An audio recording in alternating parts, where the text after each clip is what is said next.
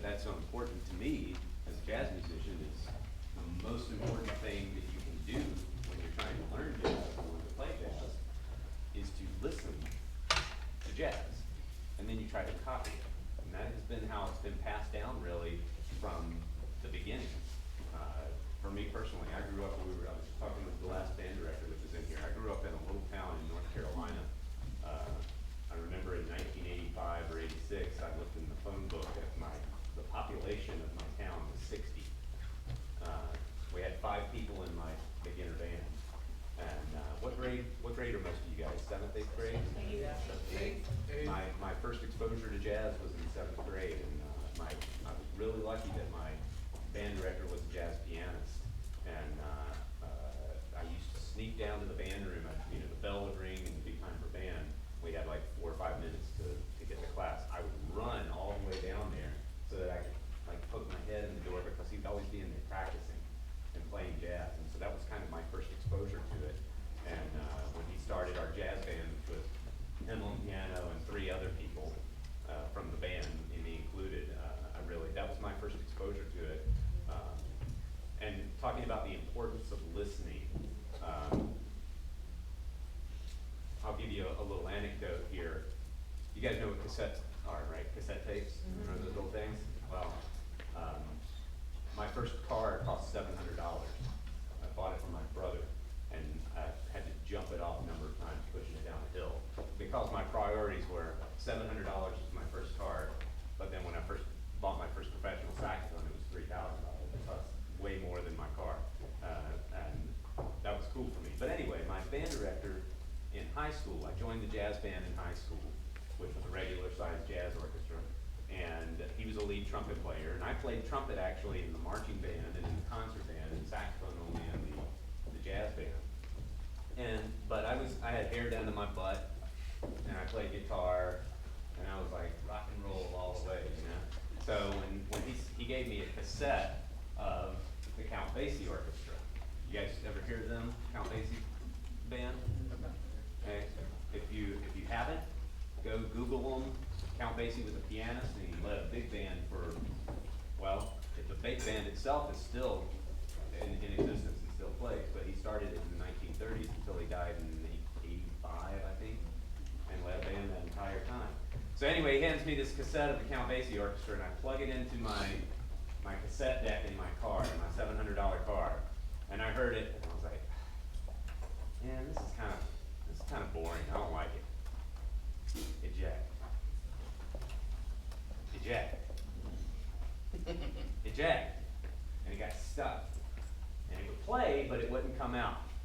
So there I was, stuck with a cassette of a band that I didn't really like, because it wasn't Led Zeppelin or any kind of rock and roll stuff that I was listening to. And yet I had to listen to it because it was in the car and it was all to do. Now what would happen was it would get to the end of the tape, and then it would automatically flip to side B and play side B. And then when side B was done, it'd flip back to side A. So this happened for a year and a half.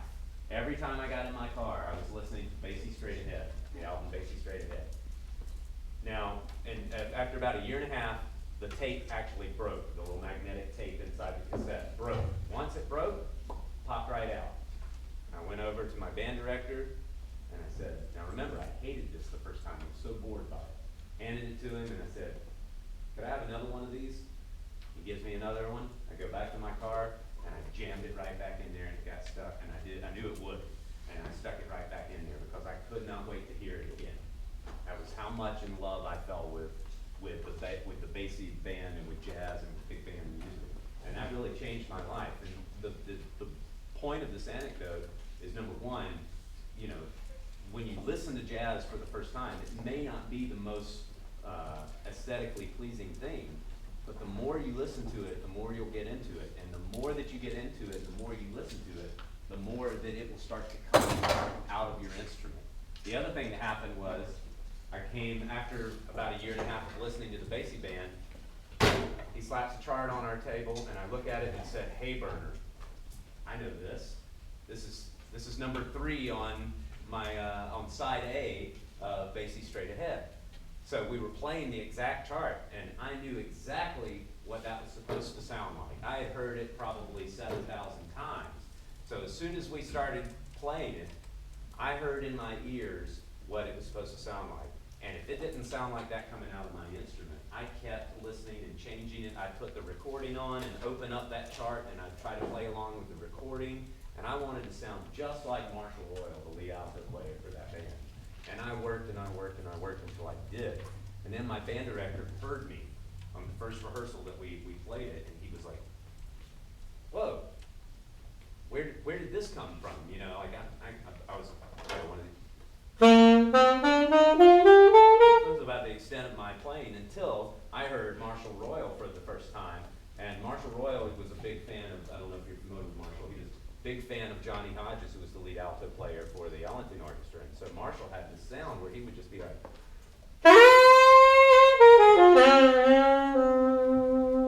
huge sound and just this beautiful tone and the way that he played the vibrato and everything. And all of a sudden, I tried to make it sound like Marshall Royal, and it was no longer this high school saxophone player. I was something else now because of the way that I've been listening and trying to mimic that. So I encourage you, and I said this on your recording, the comments, and I know I heard it coming from both sides, to go listen to some of the source music that this comes from, like Misty. This is kind of the Terry White arrangement is kind of based around a Quincy Jones arrangement that he did for the Count Basie Orchestra. So it may not be exact, but if you want to kind of get an idea of what to make this sound like, go listen to the Count Basie Orchestra's version of Misty, and you'll go, oh, I see what he's trying to do. He's trying to kind of mimic that sound. And then I'm going to mimic that sound in this arrangement. Now what? Who can tell me what this is based on? Besides your band director. Anybody? Bueller? So what? From what? So what? Yes, so what? Who wrote So What? So this is what we do when we find something like this. We go, now, okay, well, it's based on So What. Well, who did So What? Miles Davis. 1959, Kind of Blue. Okay? So if I were playing this, my first thing that I would do before I even played it would be to go to listen to Miles Davis playing So What, because it's going to inform us so much on the swing feel, how the eighth notes are supposed to feel, what kind of solos I can do. You know, I heard a lot of really great solos. Who all took a solo on this one? Those are really great solos, guys. We'll talk about some ideas for that in just a second. All right, let's listen to you play a little bit and refresh my ears on what you're doing. Control. I tell you what. Let's go with Now What. Let's start here. Now, you're going to hear some comments on there. Overall, you guys sounded really fantastic. I'm getting nitpicky because I can be. I hear that you have the notes down. You've got the rhythms down. Your balance is pretty good. The tone quality coming out of your instrument is really good. You guys have all of the basic stuff. And what I'm going to be talking about is taking it to that next level. Does that make sense? Okay? So we're going to work on some very kind of small and hard to do things, but I think you guys are up to the challenge. Okay? Now what? About here or a little faster? Yeah. One, two, you know what to do. Can we just be like more aggressive with that? Two, one, two, three, and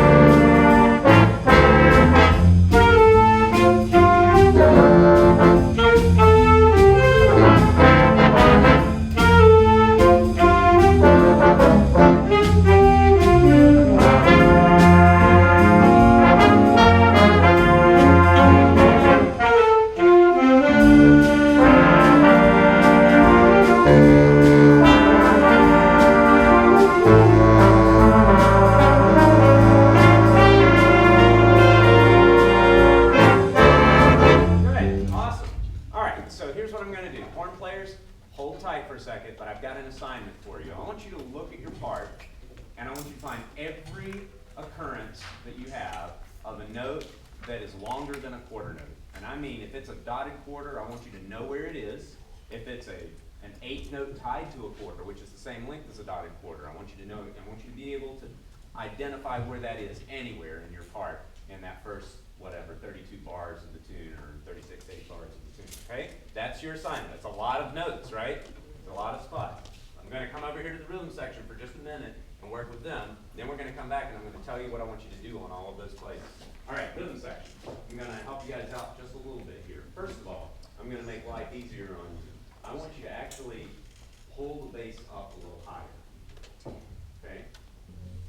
I studied my master's degree with John Patitucci, who's one of the probably top 5 bass players in the world. He plays with the bass like almost at his chin, it's so high. There's a reason for that.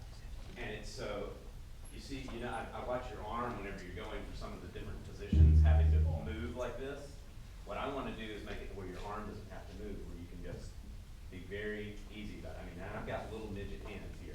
So, thumb on the back of the neck, like this, not wrapped around, and then you'll have a lot more range now with your hand, right?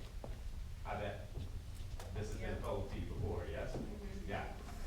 Pulling it up a little bit high like that gives it, also makes it easier to get your hand into that position. Now, I can tell you, being a long-haired rock and roll guitar player when I was a kid, I used to want to play it down here all the time. Yeah, I know. And I developed this ganglion cyst in my hand because my hand was shaped like this. And you want to get that wrist straight. It was very painful. I had to stop playing guitar for about 10 years before I finally met a chiropractor who told me how to get rid of it with tape. So anyway, that's the first thing. Second thing, I want to see if we can get even more sustain out of the bass line. Okay, so boom, boom, boom, boom, boom. Can you give me do, do, do, do, do, do, do, do. Really let every note out. Try. Good. That's awesome. I won't use my yodel line on you then. Do or do not. There is no track, right? Yeah, go ahead. Where does it start walking for you? Like where it keeps walking. Yep. 34. 34. Play a 34 for me.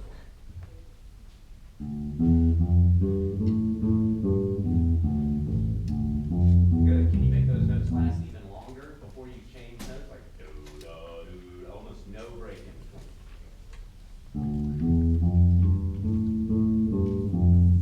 Yeah, I'm not even care. I don't care if it's the right pitch or not right now. I'm worried about that part. That's so much nicer already. Okay.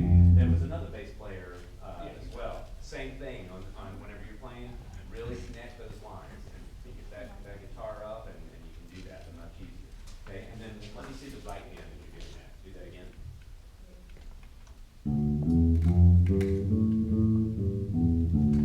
Good. One thing you might consider, try this. Angle the neck up a little bit more and use a little bit more, just one finger, but I want you to pretend like it's an upright bass and I want you to use about that much of the finger to pluck instead of the tip. I know, isn't this great?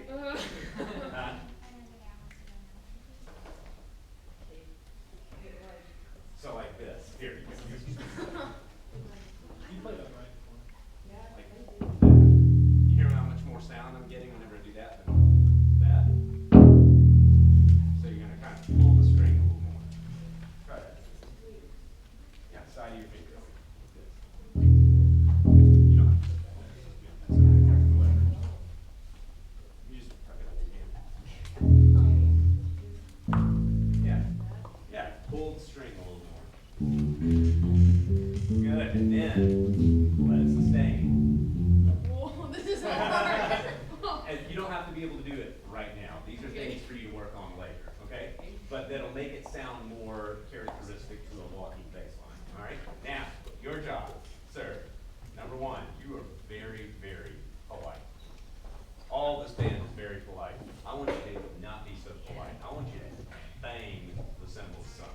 So, give me quarter notes on the right cymbal. Thank you. That's the best I've heard you play the right cymbal yet. Okay? I want you to at least play that loud. Now, play the hi-hat on 2 and 4 for me. We got on that. Oh, okay. So, when we have a hi-hat for you to do this, one of the most important things is to get a really aggressive sa, sa, sa. I mean, open your cymbal knuckles up a good this far whenever you do it, and really stomp down on it. One thing, I don't know how you, okay, so I see the rocking foot motion. One thing that I like to tell my drummers is pull the heel up and keep it up. Now you've got the entire weight of your leg that has to go down every time. Stop, stop, stop, stop. That should be where the backbeat comes from, not here, not the drum. Okay, so what I heard a lot of, and I think you'll hear this on the recording, is, you know, the hi-hat kind of goes, and crack, crack, crack on the snare drum, right? You know exactly what I'm talking about. Let the crack come from the hi-hats instead. And now you're freed up in this hand to play hits for these guys. And on the ride cymbal, you can sacrifice the skip beat. You know what I'm talking about with the skip beat? The ting, ting, ta-ting, ting, ta-ting, ta-ting. You can let go of that for a little bit, and you two, whoever's playing bass, line up that quarter note together so that you form the pocket that these guys are going to be able to play over. They're almost done figuring out where all of the slightly longer than a quarter notes are, and we're gonna have them play that in a second. Can we just have you guys play a little time at like 36 or something? Okay, 1, 2. We're walking at 36. 34. 34. 1, 2, 1, 2, 3, 4.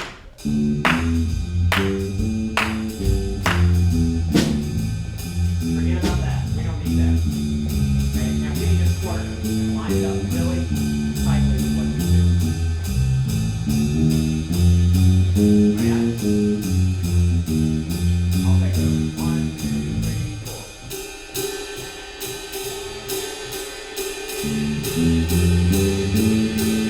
Wow, right?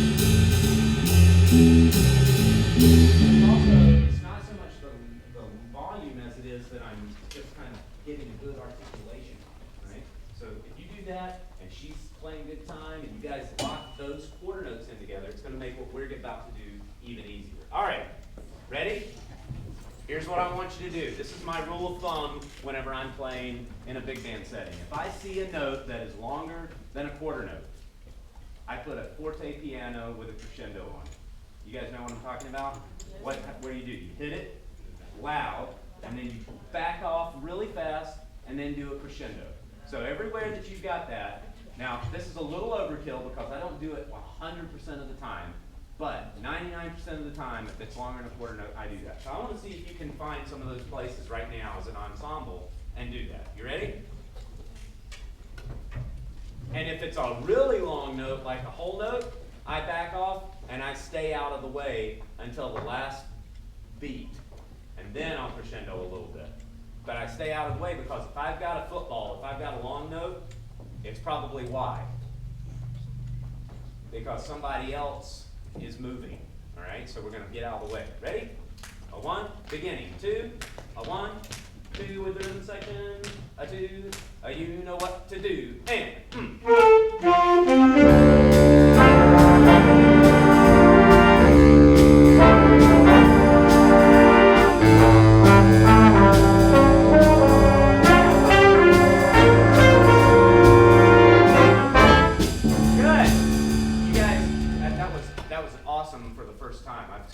I've said the same thing to other bands today, and they played it just like they've always played it.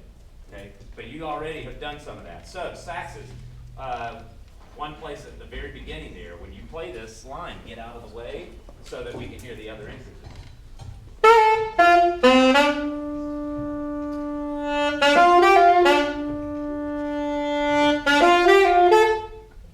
Okay, and then the bell tones that we have at 6, ba-be-da, right? On stage, we didn't have those, the forte piano and staying off of the piano, and so it was like, ba-be-da, my long note is so important.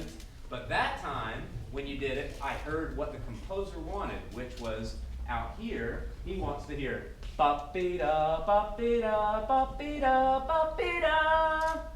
None of you play that whole thing, but together you all play that, right? So when you get out of the way of the whole note, I get to hear all those individual entrances, okay? And then one other spot, the brass. You guys have this at the beginning. 1, 2, 3, 4.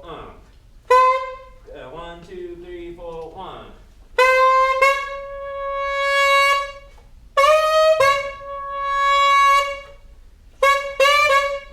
Right? That kind of thing. You hear how I'm really exaggerating how forceful I am on the accents and the backing off of things. You try it? Here we go. 1, 2, beginning, 2, ready, and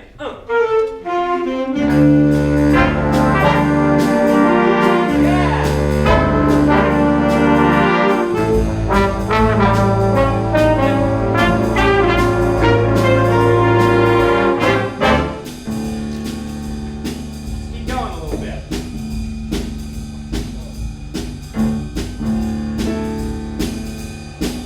Good. Hey, note the right note. Same thing that these guys do, be more aggressive with it, don't you? And really dig in on that. You get a big piano here. Let's make the sound of it. Can we go right at 10? Hey, ensemble. That was a different band. You guys were way less polite, and I appreciate that. Here we go. 10. 10. Right on measure 10. 1, 2. You know what to do. Yeah, there you go.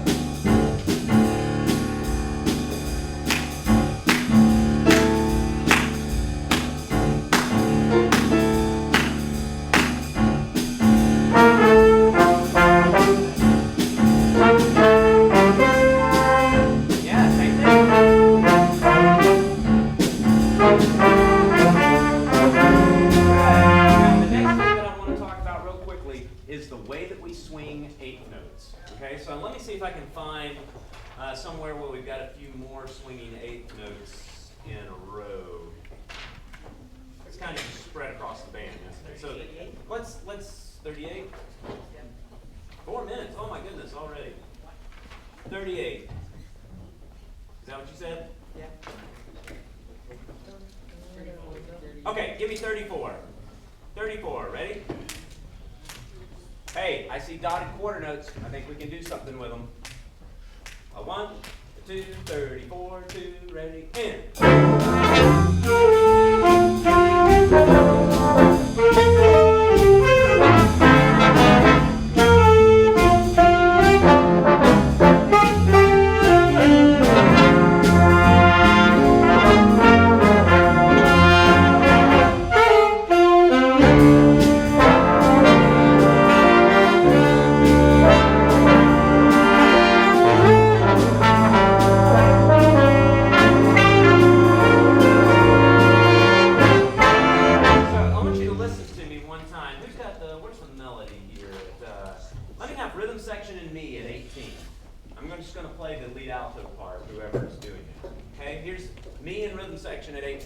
Those of you that are playing the melody and those that are coming in later, I want you to hear the difference in the way that I play the swinging 8 notes than what we're doing. And it has to do with how I connect the swinging 8 notes, okay? Here we go. 1, 2, 18, 2, ready, and.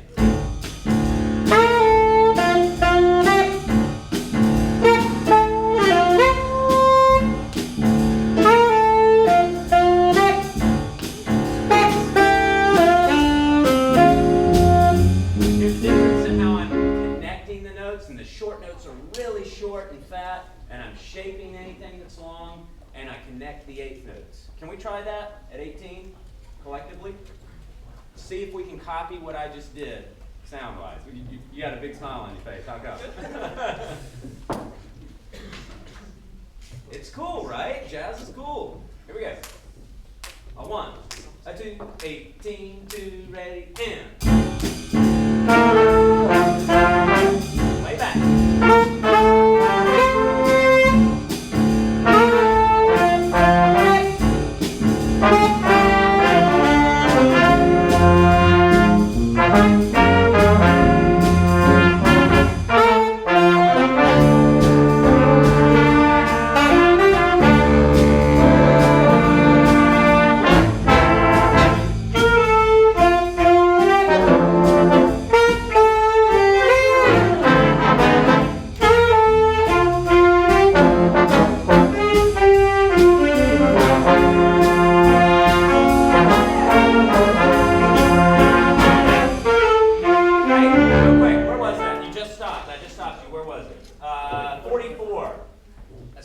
really any time that we have 2/8 notes in isolation like this, where we go do-da, I want you to play the first note longer than the second note, a lot longer. So at 44, you're going to sound like this.